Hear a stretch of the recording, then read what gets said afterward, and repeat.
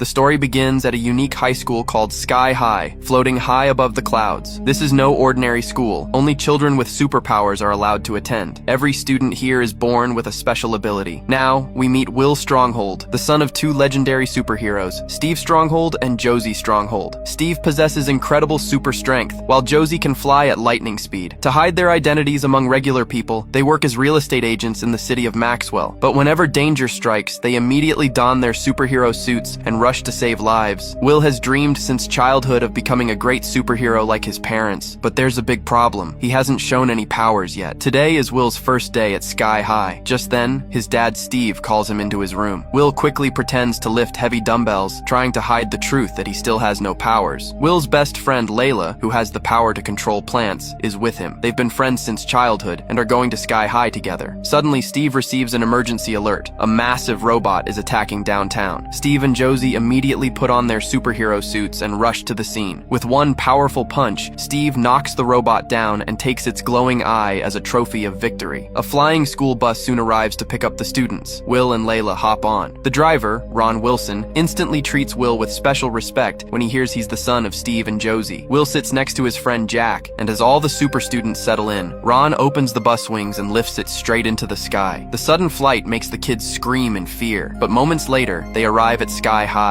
a stunning school floating in the clouds. Ron explains that Sky High constantly changes its location in the sky, so no supervillain can ever find it. Only a select few know where it is. He even gives Will his business card in case of emergencies. Inside the school, Will and the new students watch the seniors display their powers. Some stretch their bodies like rubber, while others run at lightning speed. The new students are amazed, but then two bullies appear. Lash, who can stretch his body like rubber, and Speed, who runs incredibly fast. They start demanding school fees from the new kids. Suddenly, Gwen arrives and stops them. Sweetly, she begins explaining the school rules to the newcomers, but Will isn't paying attention to her words. He's completely distracted by her beauty. Soon, Principal Powers arrives to welcome all the new students and announces that the power placement test will begin shortly. This test will decide which students go to hero class and which ones are placed in sidekick class. Suddenly, the door bursts open, and in walks Coach Boomer, who will be conducting the test. The rules are clear. Every student will step onto the stage and showcase their superpower. Then Coach Boomer will decide if they're fit to be a hero or just a sidekick. First up is Jack. He tries to show his power, but nothing happens at first. Then he explains that his ability is to glow in the dark. But Coach Boomer finds this power useless and immediately assigns him to sidekick class. Jack protests, but Coach Boomer blasts him across the room with a sonic boom. Next, Ethan transforms his body into a water-like liquid, yet he is still sent to sidekick class. Magenta, a shapeshifter, can only turn into a guinea pig, so she too is placed in sidekick class. One by one, several students take the stage, and Coach Boomer assigns them as heroes or sidekicks based on their abilities. Now it's Layla's turn. Coach Boomer asks her to show her power, but she refuses. She says that no one should be labeled hero or sidekick just by their power. Coach Boomer doesn't like her attitude and sends her straight to the sidekick group. During lunch, Will sits with the other sidekicks quietly eating. He notices a boy sitting behind him glaring angrily. Jack explains, "That's Warren Peace. His mom is a superhero, and his dad was a supervillain. Your dad sent his father to prison for life. That's why he hates you." Will ignores him and continues eating silently. After lunch, Coach Boomer calls Will onto the stage and says, "Come on, show us your superpower." Will panics. After a moment of silence, he confesses, "Actually, I don't have any powers." Coach Boomer thinks he's joking, so they drop a car on him to force him to reveal his strength. Still, nothing happens. Screaming in pain, Will insists, "I'm telling the truth. I have no powers." Coach Boomer guesses maybe he can fly like his mom, so they throw him across the hall. But Will doesn't fly. He crashes straight onto a pile of mats. Even Coach Boomer is shocked. Seeing no powers at all, they assign him to sidekick class and send him to the nurse's office for a checkup. The school doctor scans Will's entire body with her X-ray vision. Everything appears completely normal. Nervously, Will asks, "When will my superpower show up?" The doctor explains, "Some kids get powers after being bitten by radioactive insects or falling into toxic waste, or they don't survive at all, but powers inherited from parents have no set time to appear." She continues, "Most children have only one superhero parent. In very rare cases, when both parents are superheroes, sometimes the child ends up with no powers at all." Hearing this, Will panics. He asks, "Is there anyone else like me, whose parents were both superheroes but they got no powers?" The doctor nods. "Yes, one. The school bus driver, Ron Wilson. His parents were also superheroes, but he never got a single superpower." Hearing this, Will feels his heart sink. For the first time, he starts to believe that maybe he'll never get a superpower. That evening, Will tries to tell his dad, Steve, the truth. But Steve is already thrilled that his son is now attending Sky High. Proudly, he says, "When I went to Sky High, your grandfather gave me our secret sanctuary, and now I'm giving it to you. I've added new biometric locks. Only your mom, you and I can open it." Then he firmly warns, "Remember, never bring anyone else here. This place is only for the Stronghold family." Will opens the hidden door, and they step inside. Will is amazed by the sight, an underground lair filled with trophies from past missions. There are even dangerous supervillain weapons stored here. Steve places the glowing eye of the giant robot they defeated today on a shelf. Then he shows a small object and says, "This is the Royal Pains pacifier. The day I defeated him was also the first day your mom and I fought together. That's when I realized we were meant for each other." Smiling, Steve continues, "One day you'll defeat villains too, and their weapons will be trophies here. Then the three of us will fight evil together." What they don't realize is that a hidden camera is inside the robot's eye. Far away, Royal Pain and his partner Stitches are watching them. Still, Will cannot bring himself to tell his parents that he has no superpowers. Heartbroken, he goes to the rooftop alone. Just then, his friend Layla rises with her plant powers and encourages him, "So what if you were placed in sidekick class? I know one day you'll be a real hero. You don't need powers to be a hero. A true hero is someone who helps others." The next day, they sit in Mr. Boy's class, where sidekicks are trained to assist real heroes in the field. Jack raises a question. "Sir, when do we get our superhero names and costumes?" Mr. Boy exhales and says, "You don't choose your name or costume. On graduation day, a great superhero chooses you. They give you your new name and costume. Commander chose me. That's why I got this red and blue suit." Will, surprised, asks, "Wait, you actually worked with my dad?" Mr. Boy, slightly startled, nods. "Yes. Didn't Steve or Josie ever tell you about me?" Will quietly shakes his head. "No." Hearing this, Mr. Boy feels a little sad, but says nothing. He continues his class, teaching the sidekicks how to support real heroes in the field. The next day at school, Lash and Speed are once again bothering the bus driver, Ron Wilson. But this time, Will steps up and stops them. Surprisingly, both bullies say nothing and quietly walk away. However, during lunch, they try to get back at him. As Will sits down with his tray, Lash grabs his leg and yanks hard. Will falls to the floor, and his entire tray flies straight onto War and Peace's table. Seeing this, Warren erupts in anger. Flames shoot from his hands because his power is controlling fire. Will tries to avoid the fight, but Warren isn't listening. He starts throwing fireballs relentlessly. Will runs toward the fire alarm to put out the flames, but Lash trips him again, and he falls. Terrified, Will hides under a table. Warren begins attacking Will's friends too, throwing fire at them. Seeing his friends in danger, something changes inside Will, and in that moment, his super strength awakens. Fueled by anger, Will punches Warren with incredible force, sending him crashing across the cafeteria. Warren, even angrier, rushes to attack again, but this time Will quickly grabs a fire extinguisher and sprays him, putting out all the flames. Principal Powers arrives just then, immediately catching both and sending them to the detention room. Warren tries to fight again, but the detention room is specially designed so that all superpowers stop working. Here, they are just like ordinary kids. Principal Powers sternly tells them, "Sky High teaches you how to use your powers, but whether you use them for good or for evil, that choice is yours. Think, will you honor your father's legacy or ruin it with foolish decisions?" She leaves them to reflect. Will tries to forget the past and reach out to Warren in friendship, but Warren firmly refuses and warns him that if he comes near again, he will destroy him. Meanwhile, Will's parents finally discover that his super strength has awakened. Steve is overjoyed and gives Will a special gift in celebration, but they don't realize that Royal Pain and Stitches are still watching the Stronghold family through the hidden camera in the robot's eye. They are waiting for the perfect moment to steal back the pacifier device. Back at school, Will's friends learn about his new power. They are thrilled and continuously congratulate him. Now, with real super strength, Will is promoted from sidekick class to hero class. He doesn't want to leave his friends behind, but they encourage him to move forward. In hero class that day, Professor Medulla is teaching. He pairs Will with Gwen as lab partners and assigns them a project to build a heat ray machine. Will is completely lost and doesn't know where to start, but Gwen uses her technopathy powers to construct the machine in seconds. Will is left completely astonished. Gwen smiles and says that if he wants, she could even tutor him privately. Will's excitement is impossible to hide. During lunch, this time Will sits down with Gwen. After a while, Layla and the rest of the sidekick friends join them. But then, Penny creates dozens of clones filling the entire table, forcing Layla and the others to leave. Will feels really bad seeing this. After lunch, he approaches Layla and apologizes. She forgives him, but playfully gives him a little punishment. She says, "Tonight, you're taking me out for dinner." Will immediately agrees and promises that he will come. Later that day, Lash and Speed start bothering Ethan and Jack again. This time, Will steps in to stop them. Angered, the bullies challenge him to a practice fight called Save the Citizen. Will doesn't want to fight, but Ethan and Jack accept the challenge on his behalf.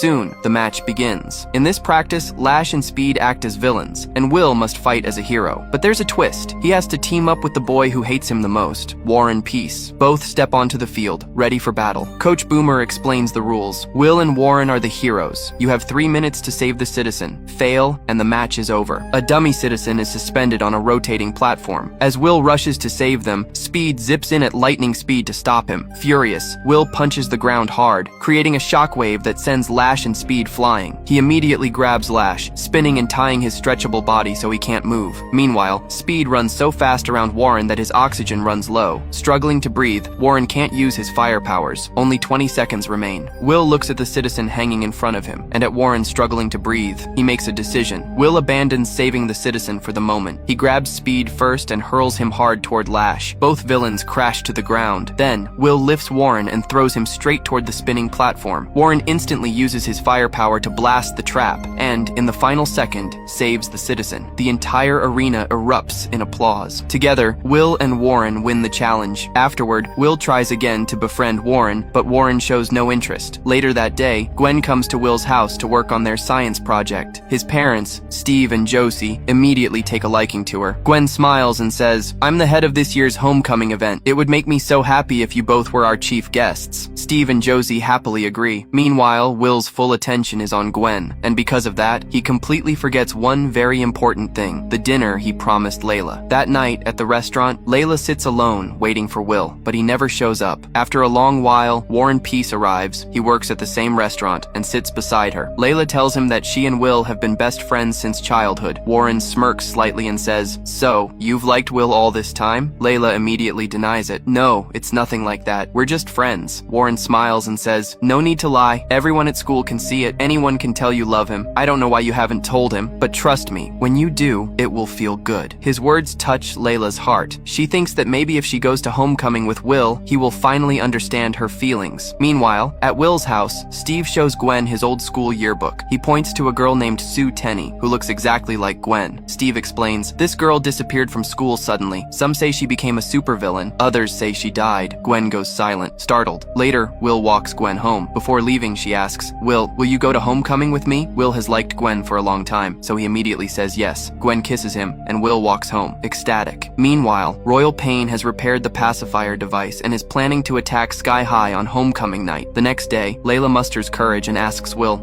you go to homecoming with me? But Will interrupts her, saying, "Oh, I'm already going with Gwen." Layla's heart breaks. Quietly, she says, "Okay, then I'll go with Warren." Will is shocked. "You're going with that crazy guy? He's my biggest enemy. You don't even know him." Layla calmly replies, "You didn't come last night, so I had dinner with Warren, and we became friends." At lunch, Layla now sits with Warren and the other sidekicks. Will feels terrible seeing this. He tries several times to approach her, but Gwen always drags him away. One night, Steve and Josie go on a superhero mission, leaving the house empty. Gwen takes the opportunity to throw a party with her friends. Seeing so many people, Will thinks about inviting Layla and the others too, but Gwen stops him. She takes him to a separate room, straight to the secret sanctuary, kisses him, and completely distracts him. At the same time, Speed sneaks in, steals the pacifier device, and escapes. Meanwhile, Layla passes by the house. Hearing loud music, she goes inside. Gwen immediately notices her and quickly sends Will to fetch drinks. Layla asks Gwen, "Where's Will?" Gwen looks her in the eyes and coldly says, "Will ignores you because he knows you love him, but he doesn't like you." Hearing this, Layla's heart breaks. She quietly starts to leave. Will sees her and runs to stop her, but she leaves before he can say anything. Will asks Gwen, "What did you say to her? Why did she leave so upset?" Gwen answers coldly, "I just told her the truth. You're a hero, and she's only a sidekick. No matter how hard she tries, she can never reach your level. Now it's your choice. Will you choose your true friends, or those useless sidekicks?" Will, furious, shouts, "Layla has been my best friend since childhood, and because of you, she's upset with me. I never expected this from you. I've made my decision. I'm not going to homecoming with you." Just then, Steve and Josie return home. Seeing the state of the house, they angrily kick everyone out of the party. Later, Will goes to the restaurant and messages Layla, asking to meet her, but she doesn't show up. Then Warren approaches him and says, "She only loves you. She used me just to make you jealous." The next night, Josie asks Will to go to homecoming, but he refuses. Sitting at home, he flips through his dad's old school yearbook. Suddenly, he sees a photo of Sue Tenney holding the pacifier device. In that moment, Will realizes the truth. Gwen is actually Royal Pain's daughter. He immediately calls bus driver Ron Wilson for help. Meanwhile, the homecoming event at Sky High has already begun. Gwen warmly welcomes Steve and Josie, but suddenly, in front of everyone, she reveals the shocking truth. "I am Royal Pain," she announces. Everyone is stunned. Up until now, Royal Pain's voice had always sounded masculine, but it was a voice changer in her suit. Just then, Stitches arrives and hands her the pacifier device. Gwen immediately uses it to turn Steve and Josie into small, crying children. One by one, she begins transforming everyone in the gym into children. Students try to escape, but Lash, Speed, and Penny block all the doors. Meanwhile, Layla and the other sidekicks open the roof vents and try to escape from above. At the same time, Ron Wilson arrives in his flying bus and brings Will to Sky High. Will enters through the vents and rescues his friends. His friends explain that Gwen has turned everyone into children. Will responds, "Then we fight together. Hero or sidekick doesn't matter. Today we all work as a team to stop her." Layla is still upset and starts yelling at him, but Will silences her with a quick small kiss. Just then, Penny, Lash, and Speed arrive. Will rushes straight toward Gwen, while Layla and the rest of the team tackle the three villains. Lash goes searching for Ethan in the bathroom, but Ethan quickly turns his body into liquid and grabs Lash's head, dunking it straight into the toilet. Speed tries to attack, but Ethan slips under him, causing Speed to lose balance and crash into a wall. Meanwhile, Penny attacks Layla with dozens of clones, but Layla uses her powers to grow vines all around, trapping every clone. Angrily, Penny shouts, "Fight all you want, but Sky High is finished!" In reality, Royal Pain has shut down the school's anti-gravity system. In just a few minutes, Sky High will plummet from the sky. The team quickly studies the map of the control room. To enter, they need permission from Principal Powers, but she has been turned into a small child, so they come up with a clever plan. They send Magenta through the pipes in her guinea pig form to reach the control room. Meanwhile, Gwen and Stitches are stuffing the tiny, shrunken superheroes into a bus. Gwen cradles baby Steve in her arms and says, "I'll raise them like my own children and build my very own supervillain academy." Angrily, she continues, "Sky High humiliated me. They called a clever student, Sue Tenney, just a sidekick. Now I'll make everyone pay and show the world my true power." Suddenly, Will bursts into the room. Calmly, he says, "I know what happened with your mom because of my parents was wrong, but that doesn't give you the right to hurt everyone else." Gwen laughs and snaps, "You still don't get it, fool. Sue Tenney isn't my mom. I am Sue Tenney." She reveals that when the pacifier shattered, she had turned into a child. Stitches raised her, and now she's back to take her revenge. Gwen attacks Will instantly. He fights back, shoving her to the ground. But then Layla and Warren arrive, distracting him for a split second. Gwen seizes the moment, punches Will hard, and sends him flying out of the building. As he plummets toward the ground, Will's flight powers suddenly awaken, just like his mother's. He rockets back into the air and crashes into Gwen with full force, sending her sprawling. Gwen pretends to be unconscious, and Will hesitates, exactly as she planned. Meanwhile, she rushes to the control panel and shuts down the anti-gravity system. Sky High begins plummeting fast toward the ground. Will flies down, desperately trying to hold the school in place. He uses all his strength, barely keeping it from crashing. At the perfect moment, Magenta, still in her guinea pig form, navigates the pipes to the control room and cuts the wires. Instantly, the anti-gravity system reactivates, and Sky High floats safely back into the sky. Stitches tries to escape with the shrunken superheroes in the bus, but as the bus lifts off, Ron Wilson kicks him out. Meanwhile, Professor Medulla, still a child, uses his genius mind to repair the pacifier device. With it, he restores everyone to their original age. Steve and Josie thank Will and his friends, awarding them special trophies for saving Sky High. Finally, everyone reunites at the homecoming party. Will soars through the air, lifts Layla beside him, and kisses her in front of everyone. Gwen and her allies are locked in the powerless detention room, their evil plans foiled forever. And in a funny twist, Ron Wilson accidentally falls into toxic waste, finally gaining real superpowers. And that's where this thrilling story ends. So, what did you think of this movie? Share your thoughts in the comments below. If you enjoyed this recap, don't forget to like the video and subscribe to the channel for more amazing stories. See you in the next video.